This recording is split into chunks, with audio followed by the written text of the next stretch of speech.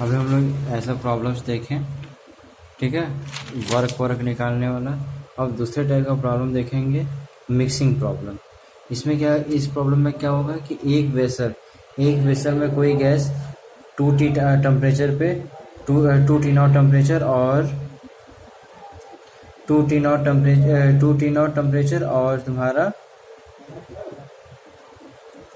2T not temperature और 2 मोल gas और diatomic gas, कोई डायटोमिक गैस 2 मोल और 2T नॉट टेम्परेचर पे रखा है एक वेसल में। दूसरे वेसल में 1 मोल गैस जिसका गामा 1.5 है वो टेम्परेचर T नॉट पे रखा गया और ये एक वाल से बंद है। ये सभी वाल, जो इसका वाल है, इससे कोई हीट ट्रांसफर नहीं हो रहा है, ये आपको मानना है। ये सब एडियाबैटिक वाल्व मानना है। अब इस वाल्व को खोल देंगे, तो ऑब्वियस सी बात है, टेम्परेचर डिफरेंस है तो हीट फ्लो होगा तो ये आपस में तब तक हीट फ्लो होता रहेगा जब तक टेम्परेचर कांस्टेंट ना हो जाए। तो वही फाइनल टेम्परेचर हमें बताना है। तो जैसे ही वाल्व ओपन करेंगे तो गैस फ्री एक्सपेंड करेगा करने के बाद यहाँ पे कोई हीट लॉस नहीं होगा, कोई हीट लॉस नहीं होगा। एक जो ज़्यादा टेम्परेचर वाला वो टेम्परेचर इसको प्रदान करेगा, ये इसके, यानी इस पूरे सिस्टम के बाहर कोई हीट लॉस नहीं होगा, सब अंदर ही होगा और कोई वर्क नहीं करेगा, ना तो चेंज इंटरनल एनर्जी। यानी पहले जो इंटरनल एनर्जी इसका सेपरेटली, इसका जितना इंटरनल एनर्जी था, इसका जितना इंटरनल एनर्जी सेपरेटली जितना इंटरनल एनर्जी था, वही बाद में कंबाइंड इंटरनल एनर्जी हो जाएगा। तो U initial equal to U final, U initial बराबर N initial CV delta T बराबर N final CV delta T. N initial CV delta T में रखने के लिए सबसे पहले इनिशियल इसका इंटरनल एनर्जी लिखेंगे। इसका इंटरनल एनर्जी कितना आएगा, 2T not 2 mole n CV delta T, 2 mole CV diatomic के लिए 5/2 R, टेम्परेचर 2T नॉट। फिर इसमें कितना होगा, एन 1 मोल CV R1, CV के बराबर क्या होता है, CV बराबर R अपॉन गामा -1 होता है, तो CV R 1.5 -1 T नॉट। अब इक्वल टू फाइनल के लिए भी इसका अलग अलग लिखेंगे, 5/2 R, लेकिन अब टेम्परेचर T नॉट नहीं रहेगा, टेम्परेचर कोई फाइनल टेम्परेचर T हो जाएगा। इस तरह ये भी 1 मोल पहले था तो वही 1 mole into R 1.5 -1 into T। इसी तरह हो जाएगा उल्टू का, ऐसे मल्टीप्लाई करेंगे, 2 से 2 कैंसिल, 1.5 से -1.5 आ जाएगा, 0.5 आएगा, 0.5 ऊपर चला जाएगा, यानी 0.5 यानी 1/2, 2 ऊपर चला जाएगा 2R, तो 5 दूना 10 R और 2R 12 आ जाएगा। इधर से 2 से 2 कैंसिल, 5R और फिर ये 2R 5RT इधर बचेगा, फिर 2RT 7RT, यहाँ से RR कैंसिल हो जाएगा, RR कैंसिल होगा तो T = 12/70R। समझ में आया क्या हमने किया, कुछ नहीं किया, बस जो हमारा एक इनिशियल जो इंटरनल एनर्जी था बराबर दूसरे फाइनल इंटरनल एनर्जी, हम लोग को ये कर देना है। फिर दूसरे इसी टाइप के दूसरे क्वेश्चन में यहाँ पे नंबर ऑफ मोल्स दिया हुआ था, लेकिन यहाँ पे नंबर ऑफ मोल्स नहीं देगा, यहाँ पे हमें प्रेशर, वॉल्यूम और टेम्परेचर दे दिया, प्रेशर, वॉल्यूम और टेम्परेचर दे दिया। अब प्रेशर दे दिया, वॉल्यूम दे दिया, टेम्परेचर दे दिया, तो यहाँ से नंबर ऑफ मोल्स हम निकाल ही सकते हैं। PV = nRT से N = PV/RT। सेम वही चीज़ करना है, सेम गैस, दोनों में गैस सेम है, यानी CV की वैल्यू दोनों की सेम होगी, तो सेम गैस है और फाइनल टेम्परेचर हमें बताना है। N इनिशियल कितना होगा, N initial CV delta T, N initial पहले इसका N निकालेंगे, 2P not into 2V not upon RT not, ये N की वैल्यू हो गई, PV/RT N की वैल्यू हो गई।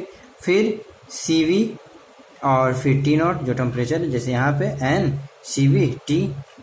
फिर इसके लिए भी वही P not V not upon RT not CV into T not.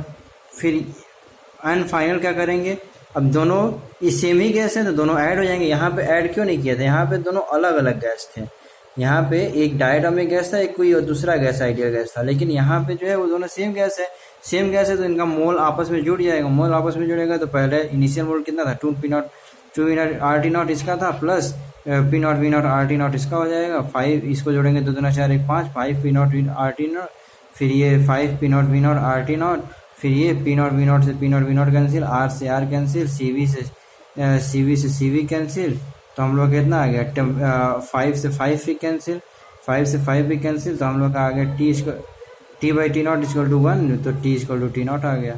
ऐसे हम लोग सॉल्व करेंगे, कुछ नहीं करना है, बस हमें U इनिशियल लिखना है और U फाइनल लिखना है, बस आंसर कर देना। इसको कर लेंगे, दिख रहा है ना। अब हम लोग का आता है last topic, second law of thermodynamics. Second law of thermodynamics क्या कहता है कि ये impossible, it is impossible to construct a device operating on a cycle equal amount of work as heat given. यानी ये कोई ऐसा आज तक कोई डिवाइस ना, तो इम्पॉसिबल है, कोई भी डिवाइस इम्पॉसिबल है कि जितना हम लोग हीट दें किसी भी साइकिल या किसी भी इंजन को, जितना हीट दें वो टोटल 100% वर्क कर दे। ये हमारा आज तक इम्पॉसिबल है कि जितना हीट दे उतना वर्क कर दे, वो इम्पॉसिबल है। तो जैसे देखो ये बात क्या है, पहला स्टेटमेंट इंजन के लिए है, पहला स्टेटमेंट इंजन के लिए है, दूसरा स्टेटमेंट जो है वो रेफ्रिजरेटर के लिए है। तो पहले हम लोग पहला स्टेटमेंट लिखेंगे कि it is impossible to construct a device operating on a cycle can give equal amount of work as heat given. यानी जितना हीट दे उतना टोटल वर्क कर दे। जैसे देखो इसको प्रूफ करने के, जैसे एक ये सोर्स हो गया, एक वर्किंग सबस्टेंस हो गया, ये सिंक हो गया। किसी भी साइकिल में ये तीन चीज़ होते हैं, सोर्स, वर्किंग सबस्टेंस, सिंक।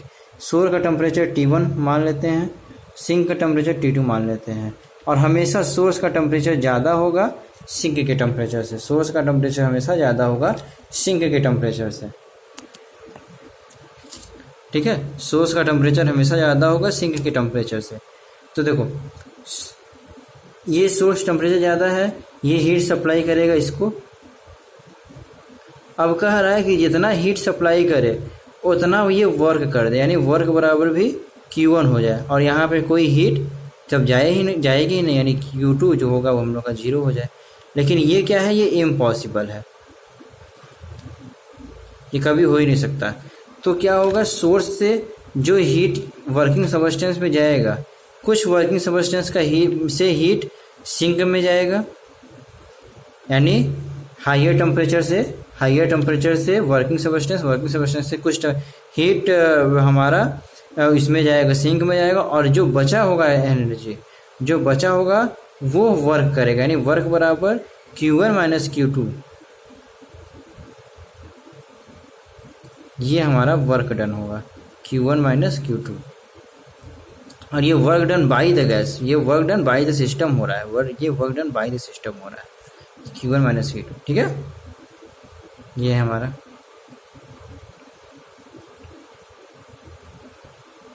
अब रेफ्रिजरेटर में क्या कहता है कि it is impossible to construct a device which can flow heat lower,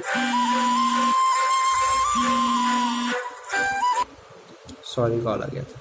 it is impossible to construct a device which can flow heat lower to higher temperature without any work और heat given. यानी कह रहा है कि ये impossible है कोई ऐसा डिवाइस बनाना जो कि हीट फ्लो करा सके कम टेम्परेचर से अधिक टेम्परेचर की ओर, बिना कोई वर्क किए, बिना हीट प्रदान किए। अब ऑब्वियस सी बात है, हम लोग जानते हैं कि हमेशा जो हीट फ्लो होता है वो हाइयर टेम्परेचर से लोअर टेम्परेचर की तरफ होता है। अब अगर हमें लोअर टेम्परेचर से हाइयर टेम्परेचर की तरफ ले जाना है, जैसे हम लोग बायो में भी पढ़ चुके हैं, डाउन स्ट्रीम प्रोसेस और यानी क्या उसको कहते हैं डाउन हिल प्रोसेस और अप हिल प्रोसेस। तो डाउन हिल प्रोसेस में कोई एनर्जी की ज़रूरत नहीं पड़ती, लेकिन अप हिल हम लोग को जाना है, लो कंसनट्रेशन से हायर कंसनट्रेशन में जाना है, तो हमें एनर्जी की ज़रूरत पड़ेगी। सेम वही चीज़ कि ऐसा कोई डिवाइस आज तक नहीं बनाया है कि जो कि लोअर टेम्परेचर से हायर टेम्परेचर में हीट फ्लो कर रहा है और कोई वर्क या हीट देना ना पड़े। ये पॉसिबल। अब देखो जैसे कि ये सिंक, ये जो T2 है और ये T1 है, यहाँ भी T1 is greater than T2 है। तो ऐसा कोई डिवाइस नहीं है कि जो ये टेम्परेचर, ये हीट कोई सप्लाई हो यहाँ पे, ठीक है, ये heat working substance heat abstract करे और वही वर्क पूरा हीट इसे दे दे, यानी Q1 बराबर Q2 हो। ऐसा कोई अभी तक कोई ना तो बन सकता है ना तो बनेगा, यानी कोई वर्क ना हो। हम लोग यहाँ पे कोई ये सिस्टम जो वर्किंग सबस्टेंस जो है वो वर्क ना करे, बस जितना हीट यहाँ से सिंक से लिया है उतना हीट यहाँ ट्रांसफ़र कर दे, ठीक है। यानी कोई बिना हीट दिए, बिना वर्क डन किए, बिना इसको वर्क डन किए हुए हम लोग, ऐसा कभी पॉसिबल नहीं है कि जितना हीट यहाँ सिंक से ले उतना हीट यहाँ ट्रांसफ़र कर दे, इट इज़ इम्पॉसिबल। तो हम लोग करते क्या हैं कि इस पे हम लोग work done on the system करते हैं, work done on the system करते हैं Q2।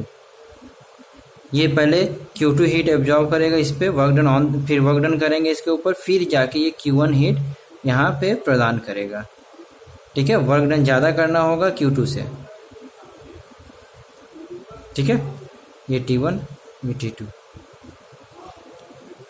तो ये work done on the gas है, ये work done on the system है।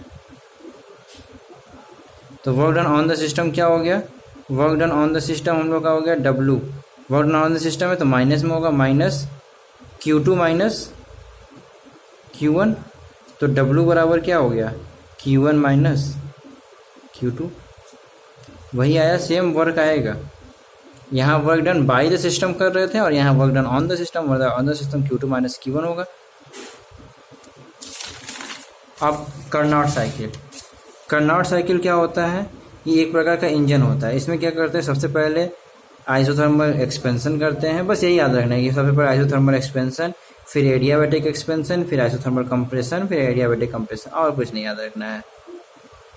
ठीक, ये एडियाबैटिक है, यहाँ पे कोई भी हीट लॉस नहीं होगा। ये भी एडियाबैटिक प्रोसेस है, यहाँ पे कोई हीट लॉस नहीं होगा। जो हीट यहाँ पे होगा, पहला हीट यहाँ से गेन करेगा और यहाँ से हीट निकलेगा। ठीक है, अब देखो किसी इंजन का एफिशिएंसी क्या कराता है, एफिशिएंसी ऑफ इंजन बराबर work done by working substance upon heat supplied. Work done by working substance क्या आया है, Q1 माइनस Q2, और हीट सप्लाई कितना हुआ है, Q1। यही तो हीट सप्लाई हो रहा है, ये इस यही सबस्टेंस यही सिस्टम है, तो हीट कितना सप्लाई हो रहा है, इतना Q1 ही तो हो रहा है। तो Q1 minus Q2 upon Q1, Q1 का अगर वो ले ले तो 1 माइनस Q2 अपॉन Q1। और कार्नोट इंजन के लिए, कार्नोट इंजन या कार्नोट साइकिल कहो या तो कार्नोट इंजन कहो, कार्नोट इंजन के लिए Q2 upon Q1 equal to T2 upon T1। तो N इक्वल टू N क्या करना है, इसको ईटा कहते हैं, eta. Eta equal to 1 minus Q2 upon Q1 या 1 माइनस T2 अपॉन T1। बस ये तो रेफ्रिजरेटर जहाँ यहाँ एफिशिएंसी होता है वहाँ यहाँ कोफिशिएंट ऑफ परफॉर्मेंस होता है। कोफिशिएंट क्या कहलाता है, heat extract upon work. Heat extract मतलब कि ये हीट वर्किंग सबस्टेंस कितना हीट एक्सट्रैक्ट करेगा। तो हीट एक्सट्रैक्ट कहाँ से कर रहा है, यहीं से कर रहा है, Q2 upon work done. Work done कितना हो रहा है, Q1 माइनस Q2, तो Q2 upon Q1 minus Q2, और वही Q2 की जगह T2, Q1 की जगह T1, और ये क्वेश्चन, ये कोफिशिएंट ऑफ परफॉर्मेंस, ये फार्मूला और ये फार्मूला रट जाना है एकदम। नीट में भी कोई पूछे ये दोनों फार्मूला तो एकदम अच्छे तरीके से आए, ये देख लेना है। ये कार्नोट साइकिल है और ये इस तरह से हम लोग का पूरा हुआ थर्मोडायनेमिक्स। और हम क्वेश्चन आपको सेंड करेंगे, सो क्वेश्चन को करना है।